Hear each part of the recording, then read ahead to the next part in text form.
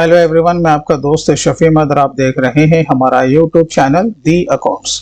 दोस्तों, आज का हमारा टॉपिक टैली 5.0 से है। जैसा कि हम सभी जानते हैं कि टैली 5.0 में कई तरह के फीचर्स को ऐड किया गया है। तो इसमें जो सबसे जबरदस्त से फीचर्स है कि हम अपने रिटर्न को, चाहे वो GSTR 1 हो, GSTR 3B हो या फिर आपका CMP 08 हो, हम GST पोर्टल पे लॉगिन किए बिना, यानी कि GST पोर्टल को विजिट किए बिना हम डायरेक्टली टैली 5.0 से अपने रिटर्न को अपलोड कर सकते हैं।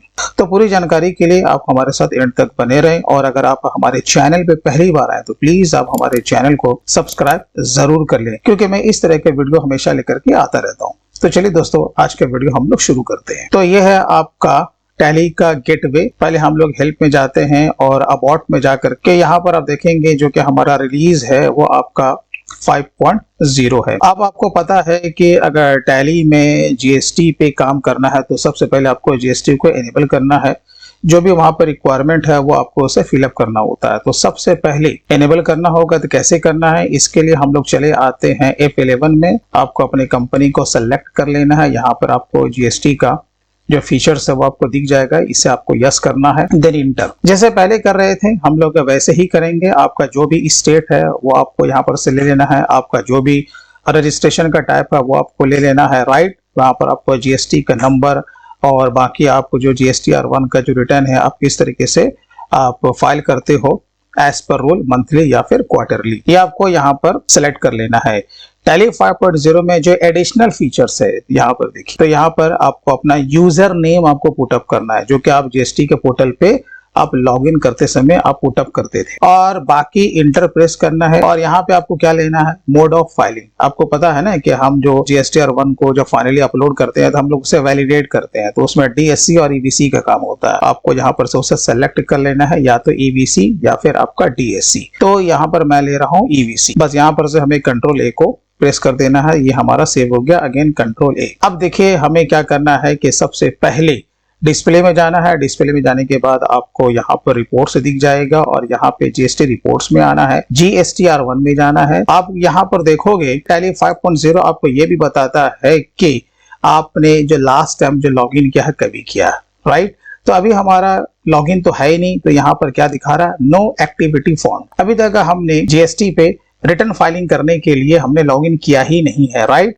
अब यहाँ पर हमें पीरियड को सेलेक्ट करना है। जैसे कि मैं आपको डेमो दे रहा हूँ अप्रैल के महीने का, ये हमारा इस तरीके से यहाँ पर पूरा डेटा तैयार है। इसी डेटा को हमें क्या करना है, GST के पोर्टल पे अपलोड करना है। तो आपको एक्सचेंज में चले जाना है। यहाँ आपको टॉप में दिख जाएगा, यहीं पे आपको दिख जाएगा अपलोड GST रिटर्न, ठीक है। आपको इस पे चले जाना, अपलोड GST रिटर्न। लेकिन उससे पहले एक चीज मुझे आपको ये भी बताना है कि यहाँ पर जब एक्सचेंज पे जब क्लिक करेंगे तो सबसे पहला ही ऑप्शन आपका दिया हुआ है GST login and log out का। तो आपको तो फर्स्ट टाइम तो लॉगिन तो करना है ना, और आपको पता है कि जब एक बार आप लॉगिन कर लेंगे तो 6 घंटे तक आपको फिर बार बार आपको लॉगिन करने की जरूरत नहीं पड़ेगी। एक बार आपको GST के पोर्टल पे जा करके आपको अपना API को एनेबल करना पड़ेगा। तो वो कैसे करना है वो भी मैं आपको बता देता हूँ। आपको GST के पोर्टल पे आ जाना है। ये आपको 1 टाइम करना है। चलिए, user ID and password, then captcha, then login. आपको चले आना है अपने प्रोफाइल पे। यहाँ पे आपको दिख जाएगा, और यहीं पर आपको लेफ्ट साइड में दिख जाएगा मैनेज API एक्सेस। यहाँ पर आपका देखिए एनेबल API रिक्वेस्ट, और यहाँ पर आपका देखिए जो कि यहाँ पर ऑप्शन में दिया हुआ है ड्यूरेशन आपका 6 घंटा या फिर 30 दिन। ऑफ कोर्स हम 6 घंटे के लिए लेंगे, और आपको क्या करना है, कंफर्म पे क्लिक कर देना है, तो ये आपका एनेबल हो जाएगा। अब जैसे कि हम लोग गेटवे ऑफ टैली में है, जैसे कि मैंने कहा कि फर्स्ट ऑफ ऑल आपको इस पर लॉगिन तो कर ही लेना है, राइट। अब इसके बाद यहीं पर आपको दिख जाएगा अपलोड GST रिटर्न। अब यहाँ पर आप देखिए, यहाँ पर आपका 2 दिया हुआ है, GSTR 1 और GSTR 3B, क्योंकि हमारा रेगुलर है, कंपोजिशन नहीं है, तो यहाँ पर आपका GSTR 1 दिखा रहा है। तो यहाँ पर से हमें GSTR 1 को सेलेक्ट करना है, और यहाँ पर से हमें जो कि मंथ है हमारा वो यहाँ पर से हमें रेंज को ले लेना है, जैसे कि 1 अप्रैल से लेकर के 30 अप्रैल। तो ये हमारा ये पूरा 1 महीने का पूरा डेटा आ चुका है, राइट। यहाँ पर आपको सेंड करके आपको दिख जाएगा, बस इस पे आपको क्लिक कर देना। चलिए, तो यहाँ पे आपको इस तरह का मैसेज पूछेगा, do you want to continue. हाँ भाई, हमें तो करना है, बस आपको इंटर को प्रेस कर देना, ठीक है। अब यहाँ पे जैसे GST लॉगिन, तो यहाँ पे आपसे पूछेगा ओटीपी के बारे में। तो सेंड ओटीपी पे आपको क्लिक कर देना है। चलिए, आपके रजिस्टर्ड मोबाइल पे प्लस ईमेल पे ओटीपी गया होगा, बस आपको वो यहाँ पर पुटअप कर देना है। चलिए, ओटीपी देने के बाद अब हमें इंटर को प्रेस करना है। तो यहाँ पर देखिए आपका अपलोड सक्सेसफुल। अब हम लोग इंटर को प्रेस करेंगे तो यहाँ पर देखिए वो डेटा यहाँ से हट चुका है। चलिए, तो ये हमारा जीएसटी के पोर्टल पे अपलोड तो हो चुका है, लेकिन अभी ये वैलिडेट नहीं हुआ। अब जो दूसरा स्टेप है, इसके बाद आप यहाँ से गेट फ्रॉम टैली में भी जा सकते हैं। तो ये कोई जरूरी नहीं है जाना, आप यहीं पर से एक्सचेंज में अगेन जाएंगे, यहीं पर आपको दिख जाएगा फाइल GSTR1, आपको बस इस पे क्लिक कर देना। क्लिक करने के बाद जो भी डेटा हमारा जो कि अपलोड हुआ है वो सारा का सारा डेटा आपको यहाँ पर दिख जाएगा। अब आपको क्या करना है, सेंड पे क्लिक करना।